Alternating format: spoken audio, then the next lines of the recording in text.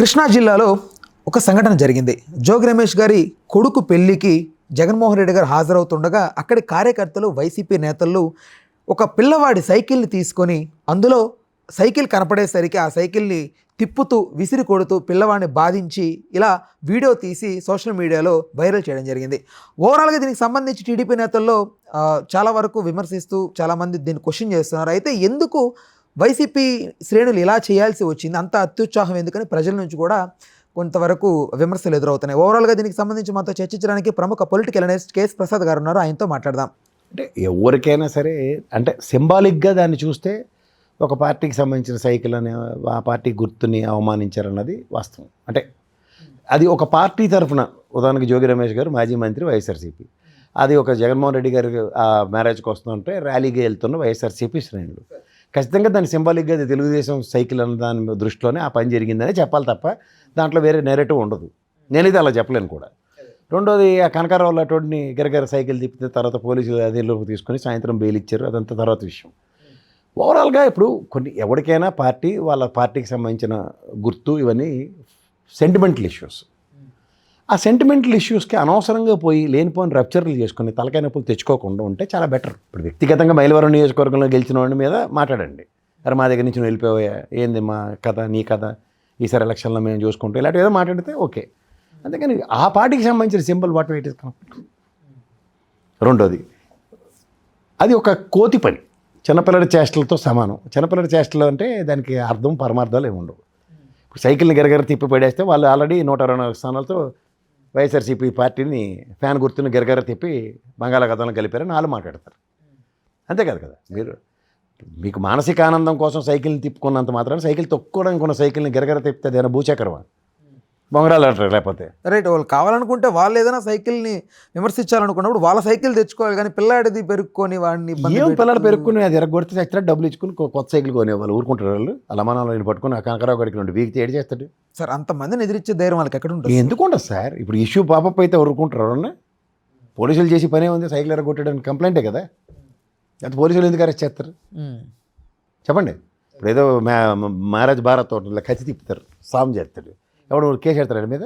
ఆ కత్తెల్లో ఎవడికో పొరపాటున గ్రాపాట్లో తగిలి లేకపోతే ఇది కోపం వాడు పేగ దిగితే అప్పుడు ఆడికి కంప్లైంట్ ఇచ్చే విధానం మీద ఉంటుంది. అలాగా ఇది చేసింది ఇంటెన్షనల్గా చేసిన పైన కాదా అన్న దగ్గర చూసారా, అంత క్రౌడ్ ఎవరు చేయని పని ఒకటి చేస్తే మొత్తం అంతా అపవాదం ఎవరి మీదకి వచ్చింది?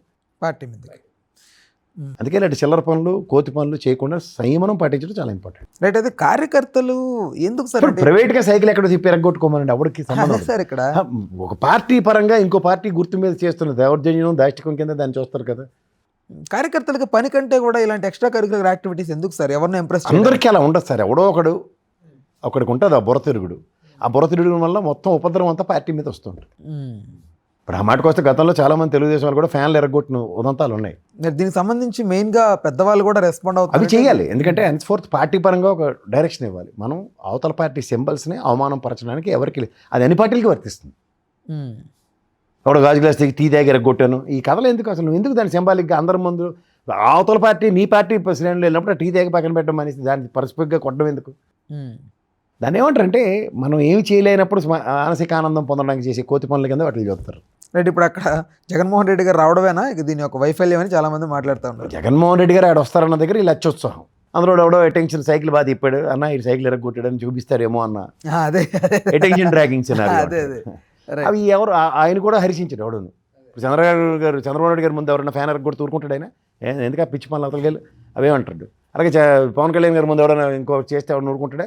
అలాగే జగన్మోహన్ రెడ్డి కూడా ఆ పని చేస్తుంటే ఏంది అదేం పని? నెక్స్ట్ ఎలక్షన్లో చూపించాలి. కానీ ఇదేటని ఖచ్చితంగా అధినాయకుడు స్థానంలో ఉంటాడు, అంతేకాని సైకిల్ ఎరగొట్టండి ఇలాంటివన్నీ ఎవడని చెప్తాడే. సరే రైట్, ఇక్కడ సరే ఓకే తప్పని అనుకుందాం. అదే కూటమి ప్రభుత్వం రిలేటెడ్గా ఉన్న అంటే టీడీపీ నుంచి కొంతమంది వ్యక్తులు జగన్మోహన్ రెడ్డి గారిని కానీ వాళ్ళ ఫ్యామిలీ గురించి కానీ వీళ్ళని ట్రోల్ చేసి సోషల్ మీడియాలో మాట్లాడతారు కదా, కించపరుస్తూ వాళ్ళ జెండాలు వేసుకొని, దానికి ఏమనొచ్చు? ఇప్పుడు నిన్న ఆ సినిమా యాక్టర్ రాజేంద్ర ప్రసాద్ అన్నాడు, అడిగి బుర్ర జ్ఞానం లేకుండా ఒక స్టేజ్ మీద అంతమంది ఆడవాళ్ళు ఉన్నారు, ఏం మాడుతున్నాడు అడిగానే ఏ పరాలు ఉన్నాయా? అక్కడ ఎవడన్నా అలా మాడమని చెప్తారా? వాళ్ళకి ఏంటంటే కొంతమంది కొన్ని పనులు చేస్తున్న వాటికి ఒక కాన్సిక్వెన్సెస్, రిప్రికేషన్స్ వాళ్ళకి బుర్రలో ఉండవు. అక్కడికక్కడ ఏదో ఫన్ తొత్తర వేషం అంటారు దాన్ని, ఏదో ఫన్ క్రియేట్ చేసి దగ్గర మాట్లాడితే ఎలా ఉంటుంది? ఇప్పుడు మీరు నేను డిబేట్ మాట్లాడుతున్నాం, మాడుతున్నప్పుడు నేను ఒక అబ్యూజివ్ లాంగ్వేజ్ మీతో మాడితే ఏం చేస్తారు? మీరు సంయమనం పాటించి అయ్యో ఇంట్రో అయ్యేదాకా ఉంటారు. తర్వాత ఏం చెప్తారు? అడిగి నేను ఏంట్రా రేపటి నుంచి అడే మనిషి నోరు ఎలా మాడుతున్నాడు చూడండి అంటారు అనరా? అట్లీస్ట్ నా ముందు అనకపోవచ్చు గౌరవం కొద్దిని ఏదో మీ గెస్ట్ అని, కానీ మీ మేనేజ్మెంట్కి కంప్లైంట్ ఇస్తారు ఎవరా? అలా పరిస్థితులు ఒక నెక్స్ట్ లెవెల్కి వెళ్తాయన్న విషయంకి ప్రాథమిక అవగాహన నాకేనా ఉండాలి అలా మాడకపోవడానికి. అలా ఎవడో ఏ పని చేస్తాడన్నా నెక్స్ట్ లెవెల్కి ఎక్స్కలేట్ అవుతుందన్న విషయం కనుక ఉంటే, లేదా ఎస్కలేట్ కాదనుకున్న ధైర్యం వీడుకున్న సమాజం గమనిస్తుందన్న బేసిక్ అవగాహన కావాలి.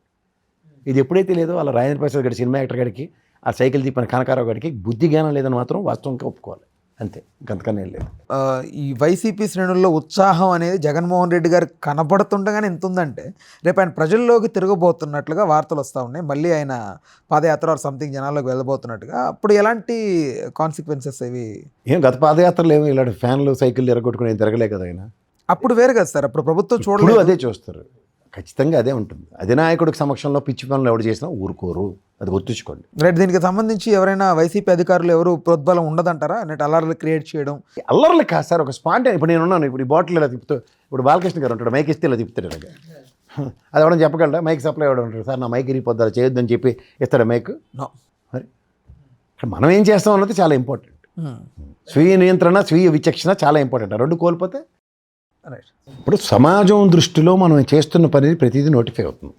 అది పార్టీకి యాడ్ అవుతుంది అన్న దగ్గర పార్టీకి ఒక డైరెక్షన్ ఇచ్చుకుని అలాంటివి నియంత్రించకపోతే ఏమవుతుంటే కాన్సిక్వెన్సెస్, రిప్లికేషన్స్ పార్టీలు భరించవలసి వస్తాయి. ఇప్పుడు నిన్న జోగి రమేష్ గారు పెళ్ళి, అది వైఎస్ జగన్మోహన్ రెడ్డి అధినేత వచ్చాడు, ఆ జోష్లో వాళ్ళు సైకిల్ తిప్పారు. ఎవరికి అట్రిబ్యూట్ అవుతున్నాయి ఇవన్నీ? పార్టీకి. ఇప్పుడు యువతల వాళ్ళు గతంలో ఫ్యాన్లు ఎరగొట్టిన ఏవి లేకుండా వీళ్ళు ఇవాళ సత్సంగ్ లేపారు, ట్వీట్లు పెట్టే స్థాయిలో ప్రతి ఒక్కరికి వీళ్ళు అలాగే, అందుకే వాళ్ళని అలాగే పిలిచాం, సైకో అని పిలిచాం అన్నది జస్టిఫై చేస్తున్నారు. సో ఈ ట్రాప్లో ఎందుకు పడుతున్నారు? సైకో ప్రభుత్వం అని అభివర్ణించుకుంటూ సంవత్సరం అయింది. ఆ ప్రభుత్వ పరంగా సైకోతనాన్ని ప్రూవ్ చేయడానికి ఫెయిల్ అయ్యారు ఇప్పటిదాకా చెప్పాలంటే. ఏ విషయంలోనూ ప్రూవ్ చేయలేకపోయారు. ఇప్పుడు ఇలాంటి ఫిజికల్ యాక్టివిటీస్తో చూపించి చూసారా సైకిల్ ఎరగొట్టారు, వాళ్ళ జోష్ ఎలా ఉందో చూడండి, ఇవన్నీ సైకో పనులు అన్నది ప్రజలకి ఈ విధంగా ప్రస్ఫుటించేలా చేస్తున్నారు. దాని కాన్సిక్వెన్సెస్ ఎవరు భరించాల్సి వస్తుంది? End of the day party and అధినాయకుడు. అంటే దెన్స్ ఫోర్త్ ఇలాంటివి పునరావృతం కాకుండా పార్టీ నాయకులు, అధినాయకులు సంయమనాన్ని పాటిస్తూ విచక్షణ కోల్పోకుండా ఉండమని కార్యకర్తలకు చెప్పాలి, అంతకనే